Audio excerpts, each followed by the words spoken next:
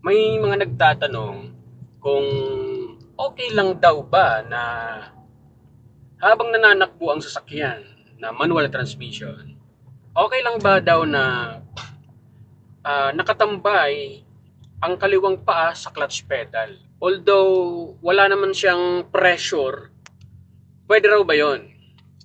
So, as experienced driver, mga kaibigan, as driving instructor, hindi ko nire-recommend or sinasuggest yung mga ganyang driving style. Kasi kahit po sabihin natin, mga kaibigan, na walang pressure yung pagkakatambay ng inyong kaliwang paa sa clutch pedal, no? Hindi nyo po namamalayan, may effects po yan or makaka-apekto po yan sa clutch system. Along the way, habang kayo ay nagmamaneho, kahit sabihin yung walang pressure yan, yung pagkakalapat ng paa nyo sa clutch pedal, along the way, mayroon po yung epekto sa clutch system. Tatandaan nyo po yan. So, huwag nyo pong gagawing habit yan or style yan. Kasi,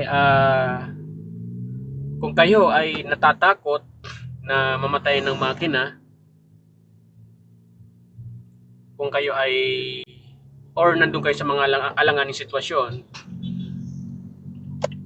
wag po kayo mag-alala kasi ang sasakyan na manual transmission, hindi po yan namamatay agad-agad. As long as na may movement siya, kahit mabagal, hindi po yan namamatay.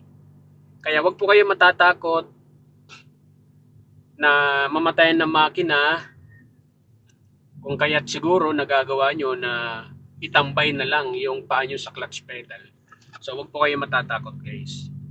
Kasi mas grabe po ang mangyayari sa clutch system ng inyong sasakyan kapag nakasanayan nyo na itinatambay ang kaliwang paa nyo sa clutch pedal. Alright? So,